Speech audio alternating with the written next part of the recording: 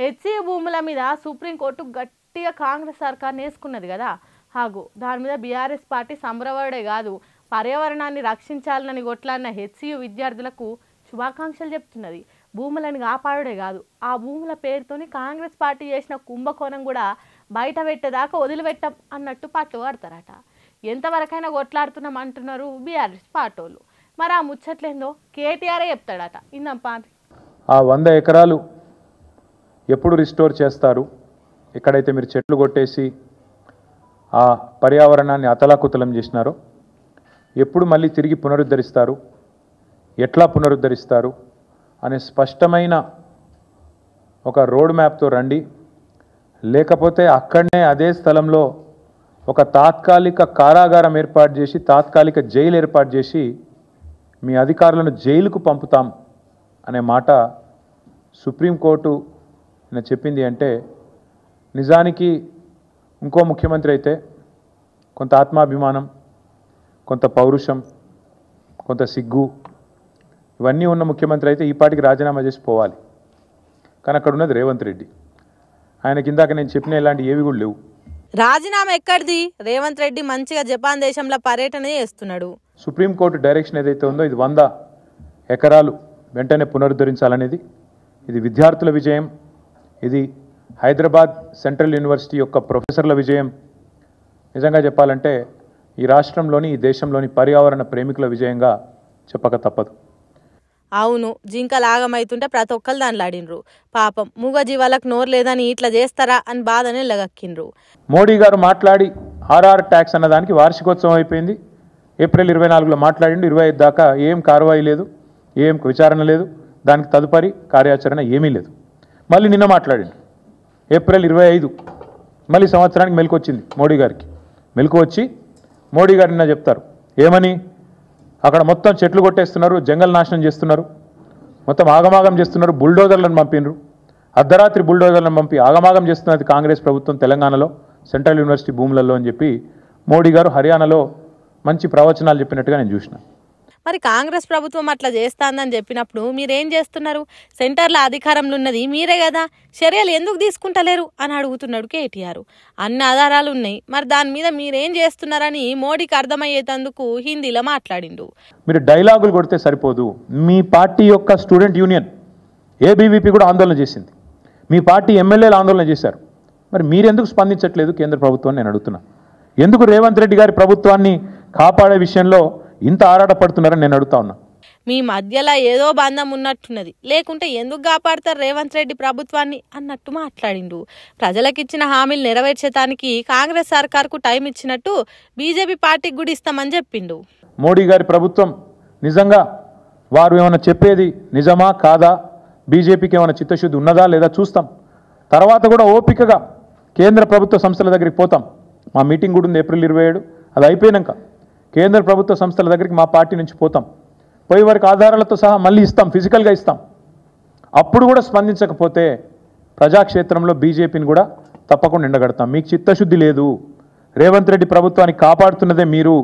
ఈ ఆర్థిక దోపిడీ, ఈ పర్యావరణం మీద జరిగిన అరాచక దాడి, వీటన్నిటి విషయంలో ఖచ్చితంగా నరేంద్ర మోడీ గారు స్పందించాలి.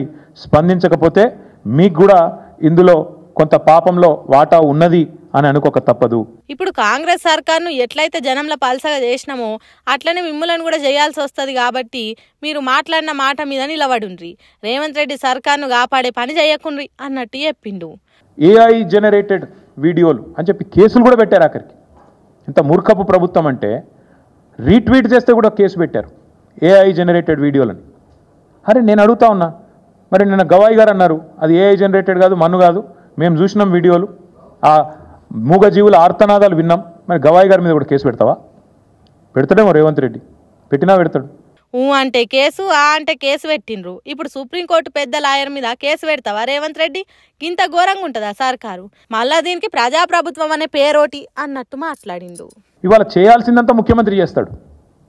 ఈ దూకుడంతా ముఖ్యమంత్రిదే, ఆ పైసల వేట ముఖ్యమంత్రిది, మూటల వేట ముఖ్యమంత్రిది. కానీ బలి పశువులు అవుతున్నది ఎవరు? చీఫ్ సెక్రటరీ గారు, అధికారులు. అందుకే మేము అధికారులకు కూడా చెప్తున్నాం, జాగ్రత్తగా ఉండండి. ఇవాళ ఐఏఎస్ అధికారుల వంతు, ఫారెస్ట్ అధికారుల వంతు అయింది. నేను పోలీస్ అధికారులకు కూడా చెప్తా ఉన్నా, ఇష్టం వచ్చిన కేసులు పెడుతున్నారు. రేవంత్ రెడ్డి ప్రైవేట్ సైన్యంలాగా పనిచేస్తూ ఉన్నారు కొంతమంది, అందరిని అనను, కొంతమంది. ఆ కొంతమందికి నేను చెప్తున్నా, మిమ్మల్ని కూడా వదిలిపెట్టాం, మీ మీద కూడా సుప్రీంకోర్టుకు పోతాం. ఇష్టానుసారం చెలరేగిపోయి అడ్డమైన కేసులు పెడుతున్న పోలీస్ అధికారులు ఎవరైతే ఉన్నారో ఆ కొంతమందికి నేను చెప్తా ఉన్నా, అందరినీ కాదు, అందరూ ఉలిక్కిపడాల్సిన అవసరం లేదు.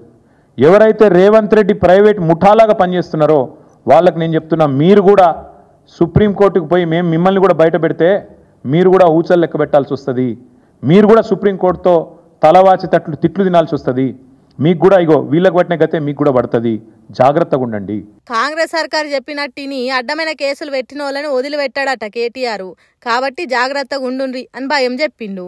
ఫార్ములా ఈ కేసులో నా మీద ఏదో అడ్డమైన ఆరోపణలు చేస్తే నేను చెప్పిన, నేను విధానపరమైన నిర్ణయం మంత్రిగా తీసుకున్నానని చెప్పిన, అధికారులను బలిపశువుని చేయలే. ఐఏఎస్ అధికారులను వాళ్ళను వీళ్ళను ముంగట దోసేసి నేను వెనకకు తప్పుకోలే. ఎస్, ఏమైనా ఆ విధానపరమైన నిర్ణయం విషయంలో మీకేమైనా అభ్యంతరం ఉంటే దానికి బాధ్యత నేను తీసుకుంటా అని చెప్పి ఇప్పుడు కూడా చెప్తున్నా. రాజకీయం అంటే అట్లా చేయాలి, అంతేగాని మంచి జరిగితే నాది, చెడు జరిగితే అధికారులది అని ముందు పెట్టి వాళ్ళని బలిపశువులను చేసే కుసంస్కారం మా పార్టీకి లేదు. సర్కార్ మన చేతులున్నది కదా అని ఆఫీసర్లను ఏది పడతా చేయమని చెప్పి మీకోసం వాళ్ళని బలి చేయొద్దు. చేస్తే నాతి రాజకీయం చేయండి దమ్ముంటే అన్నట్టు సవాల్ ఇసిరిండు. అధికారులను బలిపశువు చేస్తామంటే కుదరదు. ఖచ్చితంగా రాష్ట్ర ప్రభుత్వం, రాష్ట్ర ముఖ్యమంత్రి మీద వెంటనే మేము డిమాండ్ చేసిన విధంగా CBC, CBI, SFIO, RBI, SEBI investigation start చేయాలని చెప్పి మేము డిమాండ్ చేస్తూ ఉన్నాం.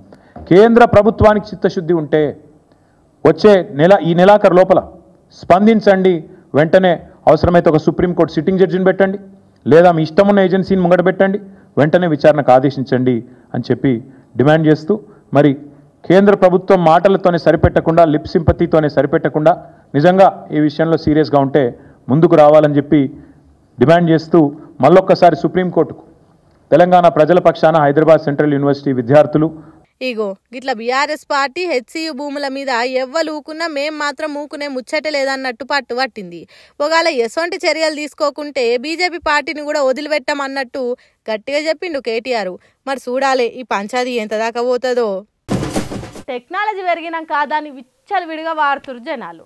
అందులో ఏఐని, చాట్ జీపీటీని నెరీఘోరం వాడుతురు. ఏదన్నా సమాధానం కావాలంటే చాట్ జీపీటీని అడుగుడే ఆలస్యం, నిమిషంలో జవాబిస్తుంది. కానీ దాన్ని ఈ రకంగా కూడా వాడతారని ఇప్పుడే తెలిసింది. ఇది మామూలు వాడకం కాదయ్యో.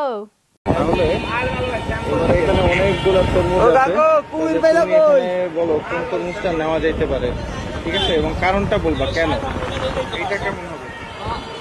এই দুই কেন এই দুই জানছেন যে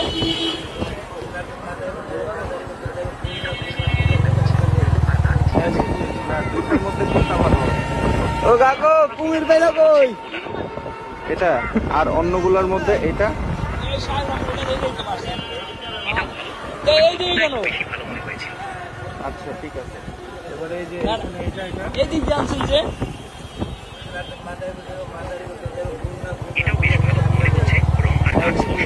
তাহলে প্রথমটা নাকি ওইটা কোনটা? ও কাকু কুমির পাইলো কই